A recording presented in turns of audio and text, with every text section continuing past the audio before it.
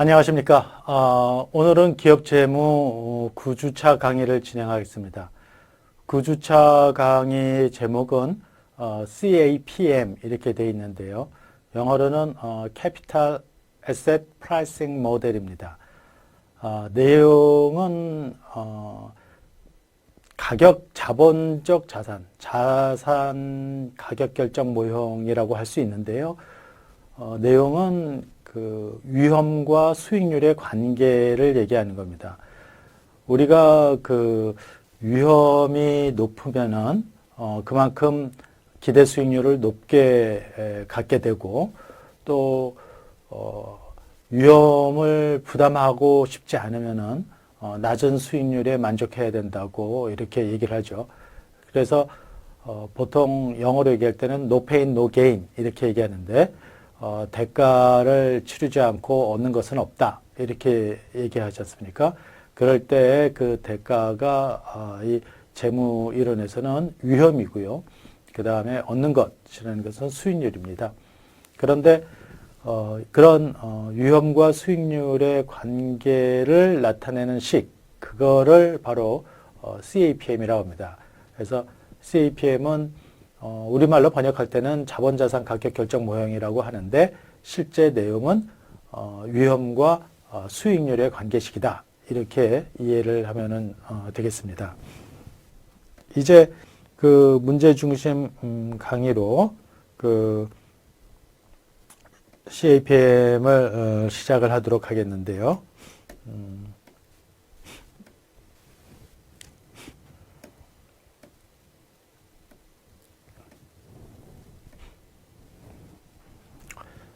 문제는 일단 위험에 대한 그 내용부터 좀 이해를 하면 좋겠다는 생각으로 첫 번째 문제를 한번 살펴보겠습니다. 다음 중 위험이 가장 큰 사업이 뭐냐 이러는 건데요. 첫 번째는 이제 석유 시추 사업이고 두 번째가 생활 필수품 사업, 그 다음에 세 번째가 통신 사업, 그리고 네 번째가 전기 가스 사업인데요. 생활 필수품이나 통신 사업이나 또 전기 가스나 우리가 실생활에서 별로 그 줄일 수가 없는 그런 사업들이죠. 그러니까 기업의 입장에서는 안정적인 수익을 확보할 수 있는 사업이어서 위험이 적은 거죠.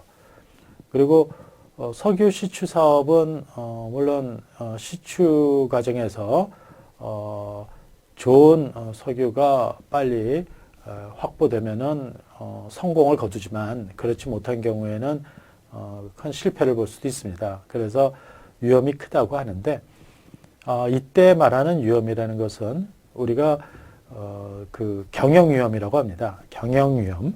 그래서 경영 위험은 비즈니스 리스크라고 하는데 영어로는 그런데 그 우리 국내에서는 그거를 영업 위험이라고도 해요. 오퍼레이팅 리스크라고 하는데 바로 이제 여기서 말하는 위험을 의미하는 겁니다. 그러면은 위험에는 경영 위험만 있는 것은 아니고요. 또 어떤 위험이 있는가를 또 문제 2번에서 살펴보도록 하겠습니다. 두 번째 질문이 다음 중 위험에 대한 설명으로 옳지 않은 것은 이렇게 되어 있는데 첫 번째 산업 특성으로 발생하는 위험은 영업 위험이다. 아까 얘기했던 석유 시추 사업 이런 것들이 이제 그 특성이 좀 위험한 것이죠. 그러니까 크게 이익이 날 수도 있지만 큰 손실이 발생할 수 있는 겁니다. 이런 위험을 경영 위험이라고 했고 그것은 또 영업 위험이라고도 한다고 했으니까 1번은 맞는 답이 되겠습니다.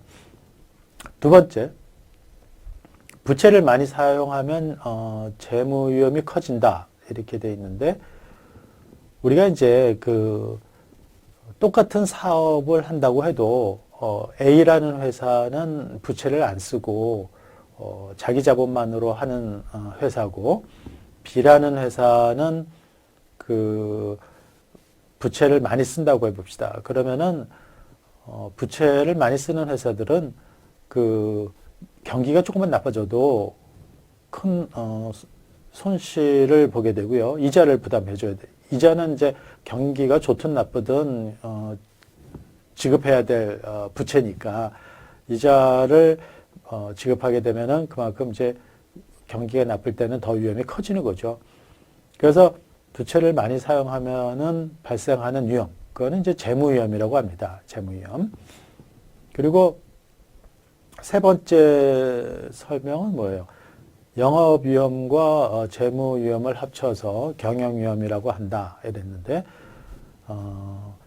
아까 얘기할 때 영업 위험은 경영 위험이라고 그랬죠. 그러니까 3번 답이 잘못됐네요. 3번 문항이.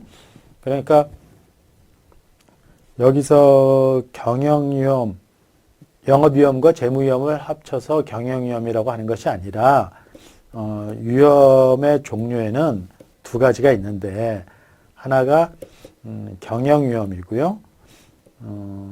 또 하나가 재무 위험입니다. 재무 위험.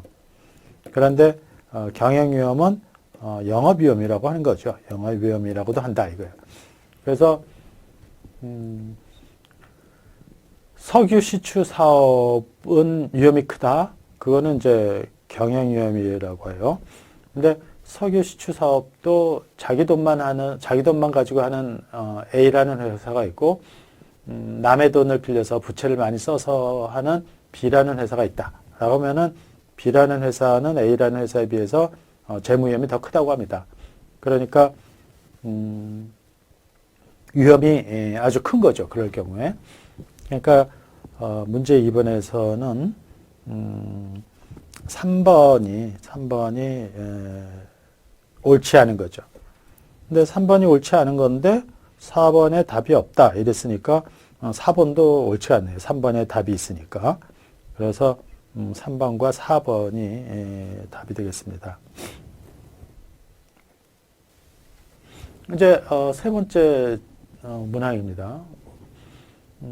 우리가 이제 주식 수익률을 구하기 위해서 필요한 것은 이렇게 하는데 이제서부터는 이제 주식 얘기를 많이 해요. 왜냐하면은 위험한 상황, 지금 위험한 상황이라는 것은 불확실성 하의 환경을 말하는데 불확실한 환경에서 어떤 투자를 하게 되면은 수익률을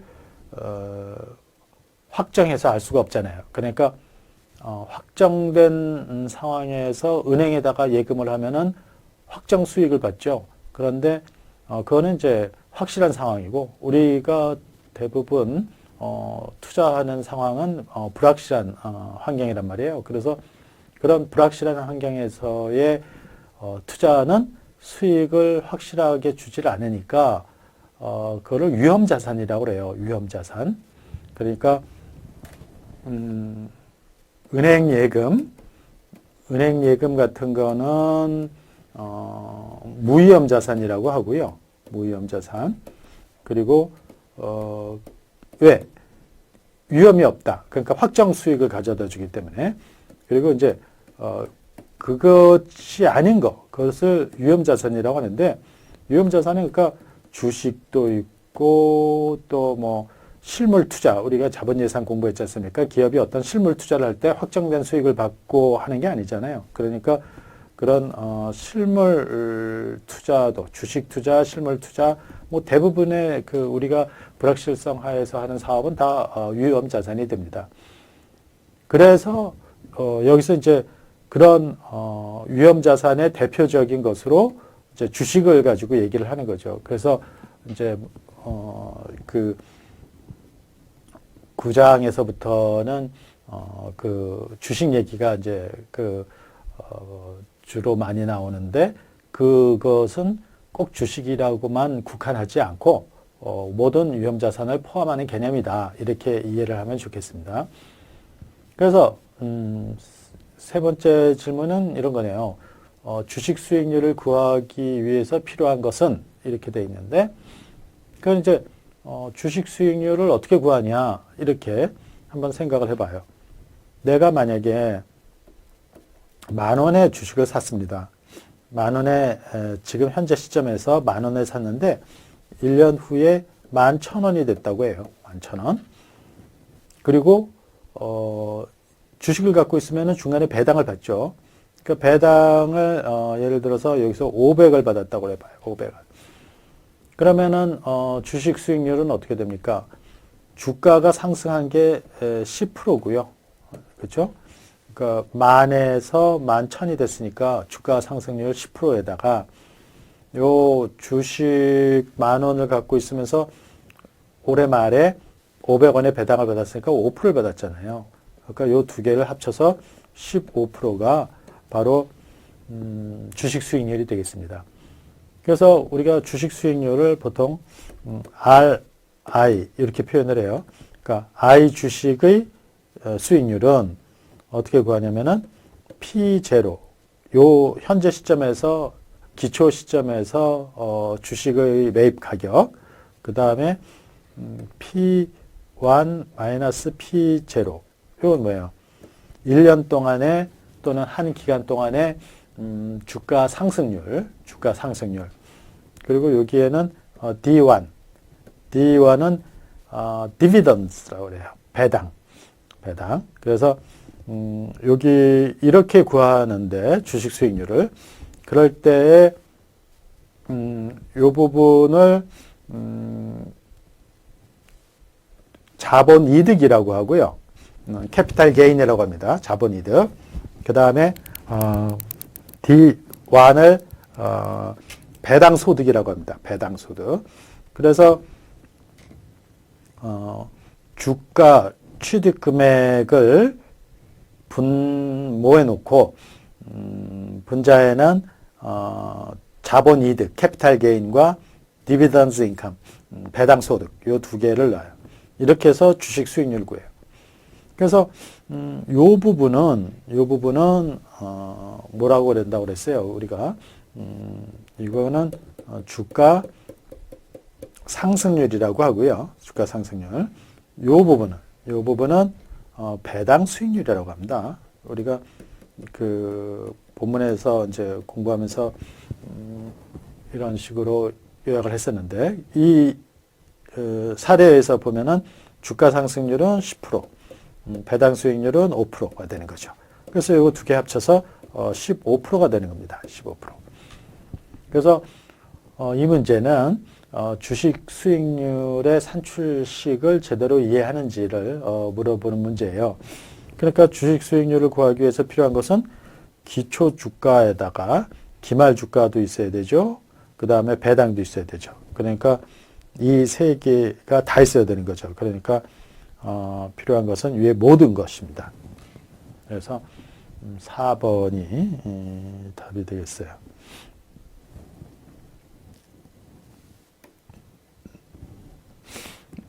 자, 그 다음에 아까 같이 그렇게 주식을 10,000원에 사서 11,000원이 되고 배당을 500을 받을 수 있다.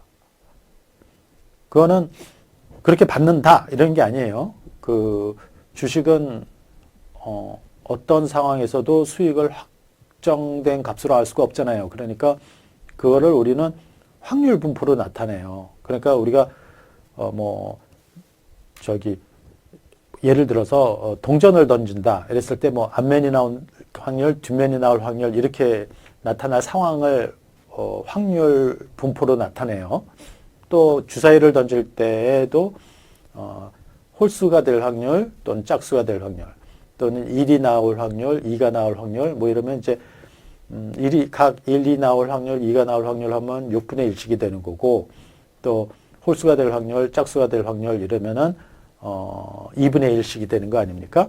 그래서 그런 확률과 그 확률에서 그 나타날 수 있는 그 주식 그 수익을 주식 수익률을 표로 나타낸 거. 그게 이제 확률 분포 표잖아요. 그래서 이렇게 불확실한 상황에서 어떤 투자를 할 경우에는 그 투자로부터 나타날 수 있는 수익을 확률 분포로 나타내요. 그래가지고 거기서부터 이제 분석을 시작을 하죠. 그래서 예를 들어서 아까 얘기했던 내가 10,000원 주고 주식을 샀는데 2분의 1의 확률로 이게 20%의 수익률을 올릴 수도 있고 2분의 1의 확률로 10%의 수익률을 올릴 수 있다. 그래서 이렇게 요걸 표로 이렇게 나타내면은 여기에 이제 여기가 probability가 되고 여기가 return이 돼요. 그래서 probability와 return의 관계를 이렇게 표로 나타낸 게 이제 확률 분포표가 되는 거죠. 그러면은 주식을 사서 나타날 수 있는 확률이 20%와 10%밖에 없냐? 이렇게 두 가지밖에 없냐? 아니죠. 훨씬 더 많고, 그거를, 굉장히, 좀, 많은 자료를 통계를 통해서 분석을 하는데, 우리가 이제 그런 통계적 분석을 여기서, 본격적으로 하는 건 아니니까, 이론적인 내용을 설명을 하는 거예요. 그래서 나타날 수 있는 확률은 일단 이렇게 두 가지라고 하자 이거예요. 두 가지보다는 세 가지가 더 현실적이고, 세 가지보다는 10가지가 더 현실적이고, 나타날 수 있는 상황이, 10가지보다는 또 100가지가 더, 현실적인 상황이죠. 그렇지만, 일단은 둘 중에 하나라고 하면은 분석하는 과정이 좀 단순하니까 이렇게 공부를 하는 겁니다. 그래서 이렇게, 주식 수익률의 확률 분포가 이렇게 주어져 있다고 하면은 우리가 이제 도수 분포나 확률 분포나 뭐 이런 데서 어떤 모집단이든 표본이든 구하는 통계치가 있어요. 도수 분포도 그렇고 확률 분포도 그렇고 모집단에서 구하는 통계치가 두 가지가 있었습니까? 대표적으로 첫 번째가 대표값. 분포의 또는 표본 모집단의 대표값. 그리고 또 하나가 분산도예요. 그래가지고 우리 이번 클래스 학생들 전체 시험을 본다 이거예요. 그럼 여러분들이 제일 궁금해하고 물어보는 게 뭐예요? 요번 시험 봤을 때 학생들 전체 평균이 얼마입니까? 이렇게 물어봐요. 그게 바로 대표값이죠. 그러니까 대표값에는 평균만 있는 게 아니고 중위값, 최빈값 이런 것들도 있어요. 그런데 평균이 가장 많이 사용이 되고 또 이제 조금 더 깊이 이제 자기 성적을 좀 알고 싶은 학생들이 분산은 얼마냐, 표준 편차는 얼마냐 이러는데 그거는 이제 분산도의 한 종류예요. 그래서 분산이나 표준 편차를 바로 분산도라고 합니다. 그래서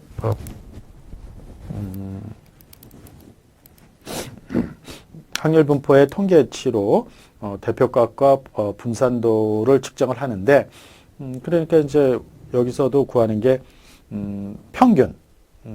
여기서 이제 도수 분포에서는 평균이라는 말 쓰는데 확률 분포에서는 기대값이라는 말 쓰죠. 평균이나 기대값이나 같은 말입니다.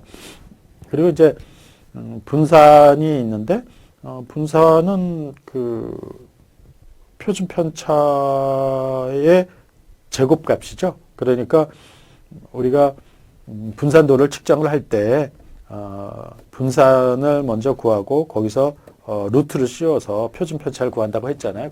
본문 강의할 때. 그래서 그렇게 구하는 겁니다. 그래서 확률 분포로 구할 수 있는 것은 확률 분포에서 구할 수 있는 것은 바로 평균, 분산, 표준 편차의 모든 것을 다 확률 분포에서 구할 수 있는 거죠. 그렇습니다. 그 다음에 주식 수익률의 확률 분포에서 이제 평균, 분산, 표준 편차를 구한다고 했는데 그러면은 이런 평균, 분산, 표준 편차가 갖는 의미가 뭐냐 이거예요. 그래서 아까 이제 우리가 그런 예를 들었죠. 2분의 1의 확률로, 2분의 1의 확률, 반반의 확률로 여기는 20%가 됐고, 여기는 10%가 되는 게 있어요. 이게 이제 A 주식이에요. A 주식. 그러면은, A 주식의, 평균값, 기대 수익률은 얼마냐 이거예요. 그러면은 A 주식은,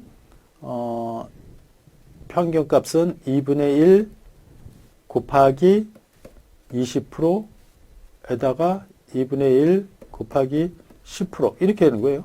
그래서 이게 15%가 됩니다. 15%. 이게 평균값이에요. 그런데 이제 B라는 거가 있다고 그래봐요. B라는. 그러면은 B는 어떤 거냐면은 여기가 30%고 여기가 20%라고 해봐요. 그러면은 2분의 1 곱하기 30 더하기 2분의 1 곱하기 20 하면은 여기는 25%가 될 거 아니에요. 그러면은 A와 B 중에서 어느 주식이 더 좋아요? B 주식이 더 좋죠. B 주식은 25%의 수익을 내고 이거는 15%의 수익을 내니까. 그래서 일단 평균은 기대 수익률이에요. 평균이 높을수록 좋은 거죠. 그래서 기대 수익률이 되고요. 그 다음에 만약에 C라는 주식이 있다고 그래봐요. C라는 주식이. 그런데 요거는 40%고 잘 되면 40%고 그렇지 않으면은 마이너스 10%라고 해요. 이건 손해도 볼 수 있어요. 그러면 이것의 평균은 얼마입니까? 이것의 평균은 40에다가 2분의 1, 20이죠? 마이너스 10에다 2분의 1, 마이너스 5예요. 그러면은 15 아닙니까? 15. 그러니까 여기에 기대 수익률은 평균은 15%예요. 아까 이것도 15%라고 했죠. 그러니까 A하고 C는 기대 수익률이 똑같아요. 그러면은 이제 A하고 C 중에 어느 걸 선택할 것이냐라는 거예요. 그럼 사람들이 A하고 C가 기대 수익률이 똑같은데 A는 손해 볼 일이 없는 거죠. 경기가 나빠도 여기가 이제 불황이라고 해봅시다. 여기 불황이고 여기 호황이에요. 그랬을 때 불황에서도 10%의 수익을 내요. 그런데 C는 불황이 되면 마이너스 10%가 돼요. 원금도 손실을 보게 돼요. 그래서 사람들은 이런 경우에는 어느 걸 더 좋아할까요? 물론 C가 호황일 때는 수익률이 40%나 되지만 사람들은 이 손실이 없는 A를 더 좋아해요. 왜냐면은 사람들은 누구나 이제 위험 회피적이라고 합니다. 그러니까 여러분들도 똑같은 기대 수익률에서 큰 손실을 볼 수 있는 거를 선호하지 않을 것 같다는 생각이 들잖아요. 그거를 이제 뭐 효용 이론으로 해서 증명을 해 보일 수도 있는데 우리가 이제 그건 이제 경제학 공부를 해가지고 오면 이제 그런 내용을 이해하기 쉬운데 일단은 우리는 경제학 공부를 경제 원론 정도는 듣는 학생들이 이해하기가 편합니다. 그러니까 이 재무관리는 회계 원리하고 경제 원론 정도를 또뭐 경영 통계학 요 정도는 듣고 오면은 이제 이해가 좀 수월하죠.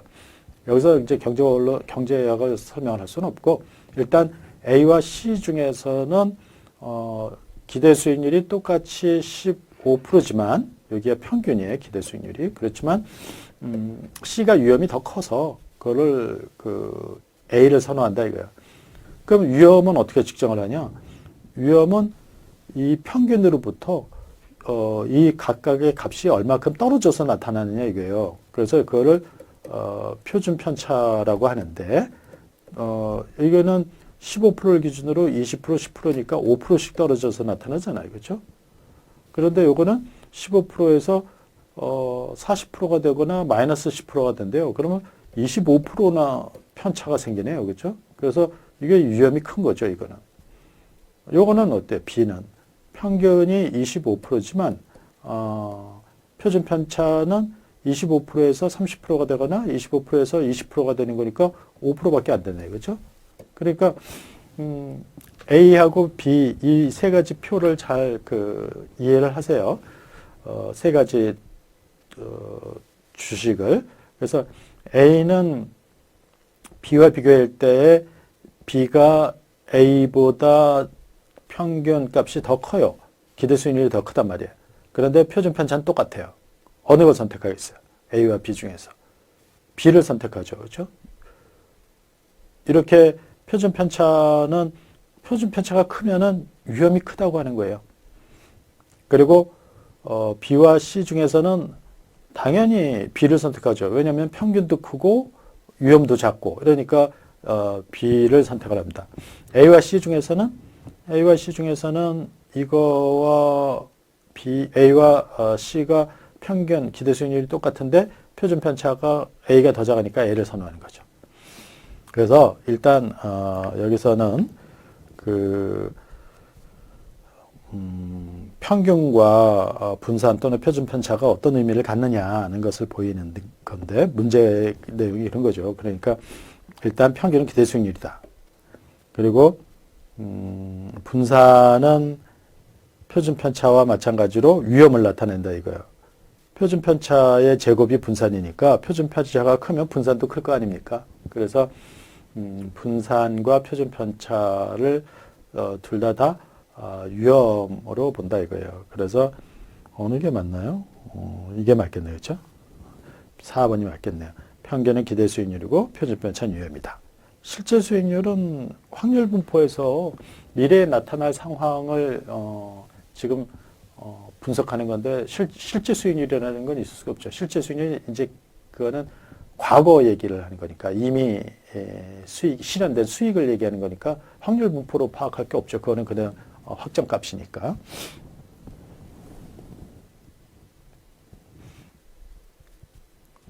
그 다음에 평균 분산이라는 기준 원칙을 잘못 설명한 것은 뭐냐 이거예요. 아까 A, B, C 세 개에 대한 투자 얘기를 했죠. 다시 가볼까요? 여기에 A, B, C 세 개에 대해서 A와 B 중에서 어느 걸 선택한다고 그랬습니까?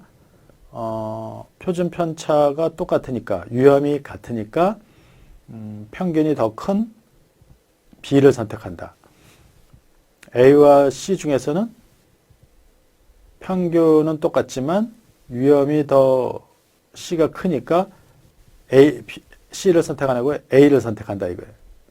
B와 C 중에서는 평균을 보니까 B가 더 큰데 위험도 B가 더 작아요. 그러니까 B를 선택하겠죠. 그래서 이거를 그림으로 한번 그려볼까요? 그림으로 그리면은 여기가 표준 편차는 이렇게 표시해요. 시그마로. 그리고 여기가 기대 수익률. 우리가 본문에서 표시했죠. 그러면은 여기는 A는 여기에 있습니다. 이게 15%예요. 그리고 위험이 5예요. 위험이 5. 여기가 A예요. B는 위험이 오면서 평균이 25예요. 그럼 여기에요. 25. 그럼 여기죠. 여기가 B입니다. B. C는 평균이 15%면서 위험이 여기 있어요. 25. 여기가 C예요. 그러니까 A, B, C. 어느 것을 선택하셨어요? 이렇게 보면은 위험은 같은데 기대 수익률이 이게 더 크니까 B를 선택한다. A 대신에 B를. A와 C 중에서는 기대 수익률은 똑같은데 위험이 A가 더 작으니까 A를 선택한다. 이거예요. 지금 뭘 기준으로 했어요? 항상. 기대 수익률과 위험을 가지고 지금 선택을 했지 않습니까? 그게 바로 이제 평균과 표준 편차. 이거는 이제 분산으로 나타내도 마찬가지 그림이 돼요. 그래서 평균과 분산을 가지고 투자 위험한 위험 주식, 위험 자산을 선택한다고 해서 이거를 이제 평균 분산 기준이라고 합니다. 평균 분산 기준. 그래서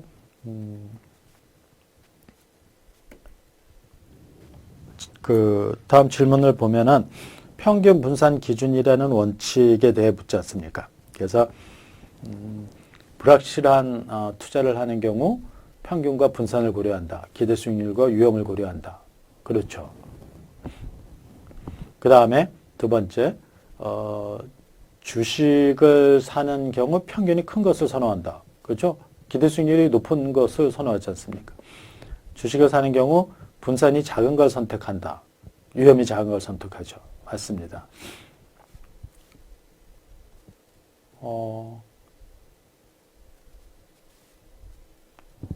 평균 분산 기준이라는 원칙을 잘못 설명한 것은 1번은 맞고 그거를 우리가 지배관계라고 그래요. 지배관계. 지배 원리. 그래서 dominance, principle 해서 아까 그 그림으로 보여줬던 위험과 기대 수익률의 관계에서 평균 분산 기준을 적용해서 투자하는 것을 말합니다. 그런데 이 문제가 뭐예요? 이 원칙을 잘못 설명하고 있는 것은 그런데 이건 맞게 설명했고 1번, 2번도 맞게 설명했고 3번도 맞게 설명했고 답이 없다. 잘못 설명한 것이 없다. 답이 없는 것도 많네요. 그렇죠? 이것도 제대로 설명했고 이것도 제대로 설명했고 이것도 제대로 설명했으니까 답이 없다. 이것도 맞죠. 그러네요. 전체적으로 문제가 잘못됐네요. 그렇죠? 그러니까 답이 없다라는 말도 맞지 않습니까? 그렇죠? 평균 분산 기준이라는 원칙을 잘못 설명한 것은 이것도 맞고 이것도 맞고 이것도 맞고 그러니까 네 번째 답이 없다. 답이 없다라는 것은 답이 없잖아요. 그렇죠? 이게 다 맞으니까.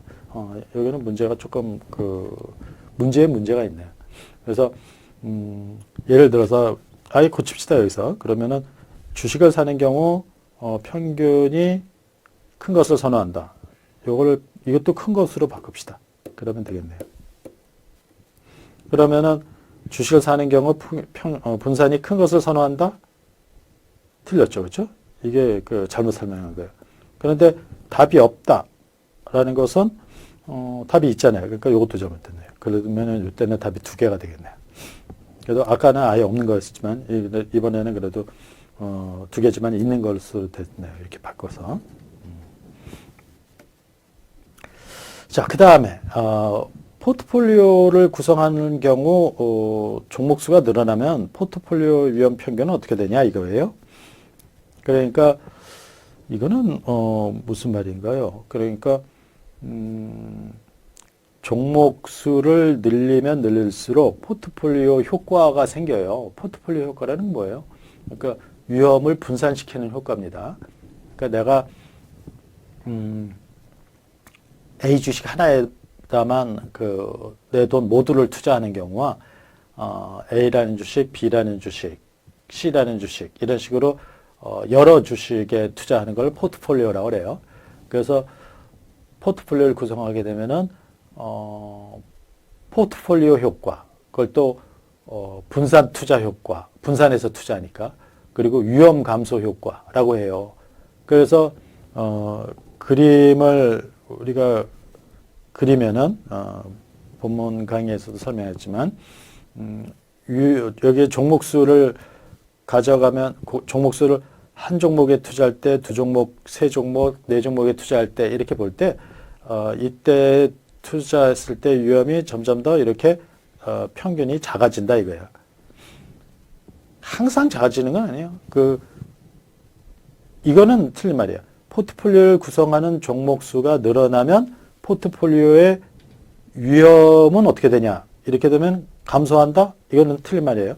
감소할 수도 있고 증가할 수도 있어요. 왜냐면은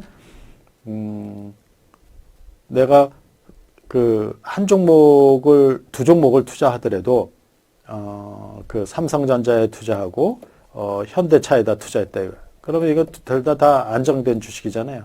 그런데 그 코스피 종목 아니고 코스닥 종목에 뭐 그 이름 없는 뭐 바이오 주식, 근데 또 뭐 건설회사 주식, 또 잘 모르는 그 뭐 작전주에 걸려 있는 뭐 다른 그 유통 주식 뭐 이래 봐요.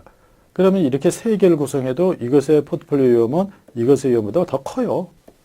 근데 여기서 뭐라고 했어요? 평균이라고 했죠, 평균. 근데 평균적으로는 작다는 거예요. 그러니까 이쪽으로 여기 그 Y축은 위험의 평균이지 위험의 평균. 그냥 위험이 아니에요. 위험은 이게 더 클 수도 있어요. 이렇게처럼.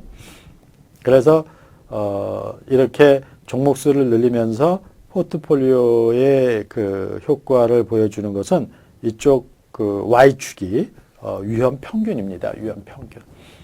그래서 위험 평균이 점차 감소하게 된다. 이러는 거예요. 그래서 증가한다, 변동 없다, 감소한다. 감소한다가 답이게 되겠네요. 포트폴리오 효과는 뭐라 그랬습니까? 분산, 투자 효과, 또 위험, 감소 효과 이런 거죠. 우리가 왜 포트폴리오 효과를 나타내는 말 중에 이제 바구니에 달걀을 한 바구니에 담지 말라고 그러잖아요. 그게 자칫 잘못하면은 그게 다 깨질 수가 있으니까 이렇게 나눠 담아라 이런 얘기입니다. 그게 포트폴리오 효과를 보여주는 얘기입니다. 그래서 이제 그런 분산 투자로 제거할 수 있는 위험은 뭐냐 이거예요. 분산 투자로 제거할 수 있는 위험. 다음 중에는 어떤 위험이냐면 CEO 리스크. CEO 리스크가 뭐예요?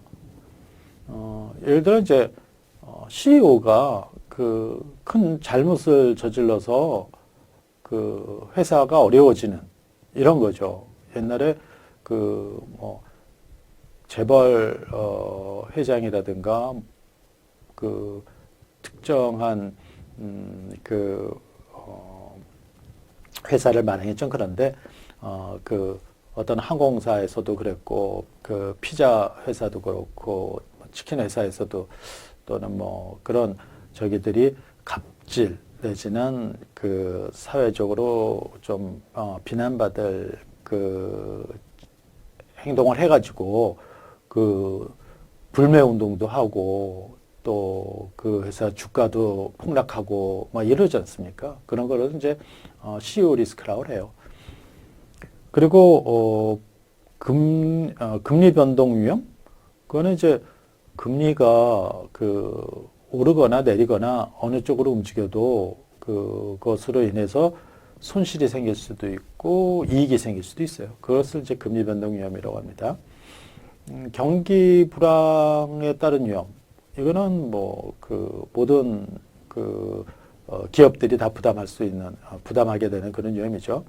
또 환율 변동 위험. 우리나라 기업들의 경우는 수출을 많이 하는데 그 환율이 떨어지면 이제 수출을 해서 원화로 받을 수 있는 금액이 적어지니까 환율 하락에 따른 그 손실이 발생할 수도 있습니다. 이럴 때 이런 위험들은 그 분산 투자로 제거할 수 있느냐 이거를 묻는 거예요. 그래서 그런데 금리 변동 위험이나 경기 불황 위험, 환율 변동 위험 이런 것들은 그 A 주식과 B 주식에 투자한다고 해가지고 없어지는 게 아니에요. 그렇죠? 이거는 모든 기업들에게 다 적용이 되는 시장 전체에서 발생하는 위험이란 말이에요. 그런데 CEO 리스크는 특정 기업에 의해서만 발생하는 거잖아요. 그렇죠? 그래서 예를 들어서 내가 어떤 그 이제 항공사 주식도 갖고 있고 자동차 주식도 갖고 있다 이거예요. 그런데 항공사에서 CEO 리스크가 발생을 해서 손실을 봤다. 그러면은 거기서 발생한 손실은 예상치 못한 거지만, 내가 뭐 자동차 주식을 갖고 있거나 또 다른 유통 주식을 갖고 있거나 바이오 주식을 갖고 있는데 거기서 예상치 못하게 큰 이익이 나서 그 손실을 막아줄 수 있잖아요. 그런 것은 바로 그 CEO 리스크는 이런 개별 기업 요인에 의해서 발생하는 거라고 그래서 이거는 비체계적 위험이라고 그래요. 비체계적 위험. 그래서 그렇지만 금리 변동 위험이나 경기 불황 위험, 또 환율 변동 위험 이런 것들은 그 시장 전체에 적용되는 위험이어서 시장 요인에 의해서 발생한다고 그러고 이거는 분산 투자로 해서 피할 수가 없어요. 그러니까 현대차 주식을 갖고 있거나 LG화학 주식을 갖고 있거나 다 금리 변동에 의해서 영향을 받을 거고 또 환율 변동에 의해서도 영향을 받기 때문에 이거는 분산 투자를 한다고 내가 빠져나갈 수가 없어요. 이것을 그래서 체계적 위험이라고 그래요. 그러니까 systematic risk, unsystematic risk라고 해요. 그러니까 그 위험이 어떤 요인에 의해서 발생했느냐, 기업 요인이냐, 시장 요인이냐 이렇게 해서 그 구별을 하는 겁니다.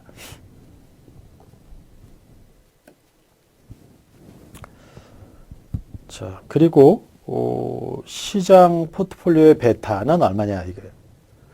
우리가 그 앞서서 그 본문 강의에서 CAPM을 설명을 하면서 CAPM에서 산출되는 그런 수익은 베타에 의해서 결정된다 이랬어요. 그래서 CAPM이 뭐라 그랬습니까? 강의 처음 시작할 때 CAPM은 위험과 기대 수익률의 관계식이에요. 위험과 기대 수익률의 관계식. 그러면 기대 수익률은 이렇게 표시해요. ERR. Expected Return이에요. 이거를 기대 수익률, 균형 수익률은 RF. RF는 무위험이자율입니다. 무위험이자율은 앞에 expected를 안 붙여요. expected를 E를 안 붙이는 이유가 무위험 수익률은 은행금리란 말이에요. 은행금리는 그 변동하는 게 아니잖아요. 그러니까 거기에는 E를 안 붙입니다. 만약에 E를 붙인다는 거는 그건 확률 변수라는 뜻이에요. 요거는 확률 변수가 아니고 상수라는 뜻이고요. 그래서 그 CAPM식을 기억을 하시죠. CAPM식은 기억을 해둬야 돼요. 외워둬야 돼요. RF 플러스 그 다음에 ERM 마이너스 RF 곱하기 베타 이렇게 돼 있단 말이에요. ERM은 시장의 기대 수익률, 주가지수 예상 변동률. 그리고 RF는 아까 얘기했던 상수. 그래서 요거는 결국 식이 마치 이런 거랑 똑같아요. 그림으로 그리면은 여기가 베타고요. 여기가 ERI가 돼가지고 절편이 RF고 이렇게 그리고 기울기가 요 ERM 마이너스 RF에 해당하는 기울기예요. 그러니까 이 식은 마치 여기에다가 이렇게 우리 중고등학교 때 공부했던 직선식 있잖아요. X 여기 Y라고 하면은 여기가 3이다. 그럼 이렇게 해서 Y는 3 플러스 2X 이렇게 하는 거랑 똑같아요. 그러니까 Y를 결정하는 거는 뭡니까? X예요. X가 독립변수, Y가 종속변수죠. 이 식도 CAPM식도 베타가 독립변수고요. 그 다음에 요 기대 수익률이 종속변수가 됩니다. 그러니까 여기서 Y 값은 X가 결정을 하잖아요. 마찬가지로 여기서는 기대 수익률을 베타가 결정을 해요. 그러니까 베타가 크면 클수록 기대 수익률이 큰 거예요. 베타가 뭡니까? 베타가 바로 위험이에요. 위험. 그래서 아까 그 금리 변동 위험, 또 환율 변동 위험 여러 가지 있지 않습니까? 시장에 의해서 영향을 받는다는 거. 그게 다 주가 지수에 반영이 된단 말이에요. 그래서 이게 바로 주가 지수가 됩니다. 주가 지수. 우리가 그 주가 지수 공부할 때 또 그 주가 지수가 개별 주식의 그 위험을 베타를 측정하는 지표로 기준으로 사용이 된다고 했는데 바로 그예요. 그래서 그런데 우리가 보통 그 주가 지수를 기준으로 해서 그 개별 주식의 베타를 구합니다. 그러니까 시장 포트폴리오 주가 지수가 예를 들어 1000포인트에서 1100포인트가 된다고 봐요. 그럼 이게 10%가 되지 않습니까? 그런데 내가 가지고 있는 주식이 4만 원인데 4만 원에서 4만 8천 원이 된다고 해봐요. 4만 8천 원. 그러면은 20% 걸렸죠? 20%. 그러니까 주가 지수는 10% 올랐는데 얘는 20% 올랐으니까 2.0. 이게 바로 베타가 되는 거예요. 2배. 아시겠죠? 그런데 물어본 질문이 뭐예요? 다음 중 시장 포트폴리오의 베타래요. 베타 시장 포트폴리오의 베타는 얼마냐 이래요. 그러니까 자기 자신에 대한 베타는 얼마냐 이거예요. 그거는 1이죠. 그렇죠? 똑같이 움직이는 건 1이에요. 1. 그래서 1이 되는 거예요. 베타가 0인 것은 하나도 위험이 없는 거고 그게 바로 이제 은행 예금 같은 거예요. 은행 예금. 은행 예금. 그러니까 무위험 금리라고 하는 게 바로 베타가 이제 위험인데 시장과의 관계에서의 위험인데 그 위험도 없다. 은행 예금 금리가 주가 지수 바뀐다고 해서 달라져요? 달라지지 않죠. 그대로니까 여러분들이 그 은행에다가 5%로 정기 예금을 들었는데 1년 후에 가서 100만 원을 예금했으면 105만 원을 받는 것이 뭐 금리가 달라졌기 때문에 아니 또는 뭐 주가 지수가 달라졌기 때문에 뭐 은행에서 이자를 더 준다거나 덜 준다거나 이런 일이 없잖아요. 그러니까 시장 그러니까 그 은행 예금 같은 경우는 베타가 0이라고 합니다. 시장 포트폴리오 베타는 본인에 대한 민감도, 이건 민감도거든요. 민감도. 얼마만큼 더 민감하게 움직이냐. 여기서는 아까 여기는 10% 움직였는데 여기는 20% 움직였으니까 2.0이 베타가 되는 것처럼 0과 1 사이다. 이거는 이제 그 시장 주가 지수 움직이는 것보다 조금 덜 움직이는 것들. 그러니까 이런 거는 이제 주로 어떤 거냐면은 생활 필수품이나 또 통신 산업 또는 전기 그 사업, 유틸리티 주식이라고 하는데 그런 것들이에요. 일보다 큰 거는 좀 건설주나 이렇게 그 경기에 민감하게 움직이는 주식들, 경기 민감주는 대체로 이제 일보다 커요. 그러니까 여기서 문제 9번에서는 베타의 의미가 뭐냐는 것을 잘 알아두시고 어떻게 산출하는 건지도 알아두시고 그 다음에 대표적으로 0, 1, 1보다 크다, 0과 1 사이다, 뭐 이런 사이에 어떤 그 종목들이 있는지를 한번 생각해 볼 필요가 있겠습니다.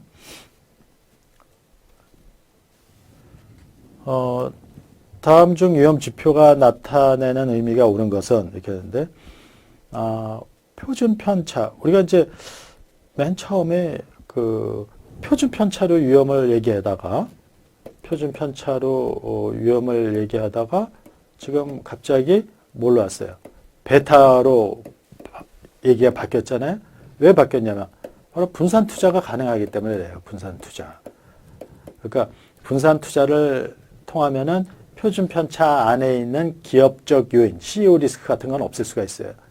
그렇지만 시장 움직임에 대해서는 없앨 수 없기 때문에 시장과의 관계에서 나타나는 위험이 바로 베타가 되는 거예요. 그래서 베타를 쓰는 겁니다.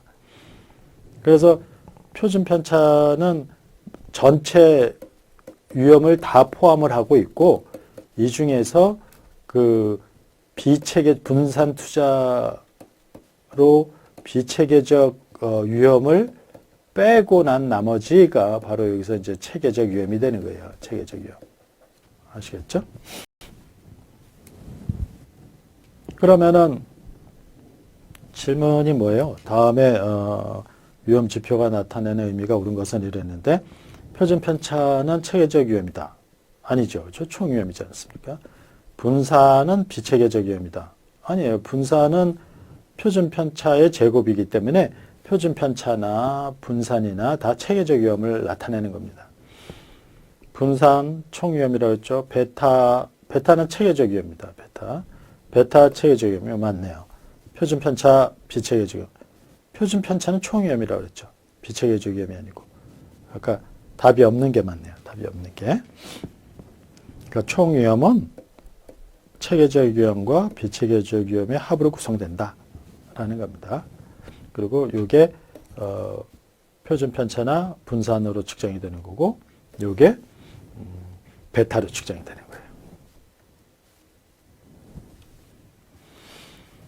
거예요. 왕방건설이라는 회사가 있다고 해요. 이게 베타가 2랍니다. 2. 베타가 은행금리는 5%고 주가지수가 예상 변동률이 9%다. 왕방건설의 균형 수익률이 얼마냐 이랬는데 아까 CAPM식을 다시 써봅시다. 이때 ERI, 이 기대 수익률이 균형 수익률이 되는 거예요. 그랬을 때 RF 플러스 ERM. 이제 여러분들이 여기서 외워둬야 될 식은 요거는 아주 중요한 식이에요. 그래서 이거를 만들어낸 사람들이 다 노벨상을 받았어요. 그래서 이 식에다가 집어넣으면 되죠. 뭐. 은행금리는 5%랍니다. 그래서 여기 5%, 주가지수 예상 변동률은 9%래요.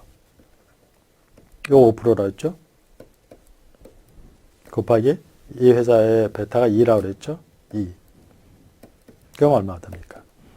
4, 8, 5, 13%네요. 그렇죠? 13%. 답은 13%, 12%보다 크다. 4번이 되겠네요. 그래서 CAPM식을 이용해서 이 회사의 균형 수익률을 구하는 거예요. 그래서 이 수익률을 가지고 뭐에다 쓴다고 그랬습니까?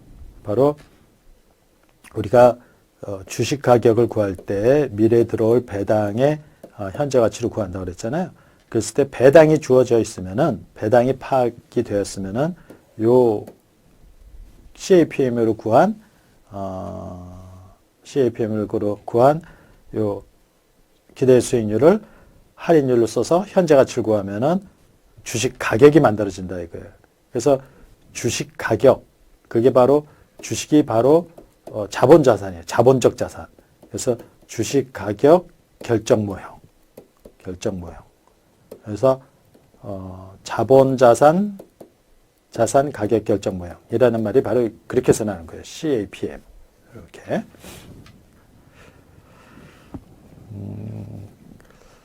우리가 이제 기대 수익률을 구하면서 왜 그거를 가격 결정 모형이라고 할까라고 이제 의문을 가진 학생들이 있을 수 있는데, 바로 이렇게 기대 수익률로 구한 값을 할인율로 현재 가치를 구하면 그것이 바로 주식 가격, 자본자산 가격이 된다. 이때 가격은 바로 이론 가격, 내재 가치, 또 균형 가격 이런 게 되는 거예요. 균형 가격. 그렇게 해서 CAPM에 그 관련된 내용을 다 살펴봤습니다. 그러니까 맨 처음에 위험에 대한 얘기를 했고, 그리고 위험의 종류로 그 총위험, 체계적 위험 이렇게 구별할 수 있고, 최종적으로는 우리가 분산 투자가 가능한 상황이니까 현실적으로는 그래서 분산 투자가 가능한 상황을 받아들여서 베타를 가지고 균형 수익률을 구하는 거예요. 그래서 그렇게 균형 수익률을 구한 거 가지고 그 가격 결정을 하는데 할인율로 쓴다. 이런 얘기입니다. 자, 오늘은 그 구주차 문제중심 강의를 이것으로 마치도록 하겠습니다.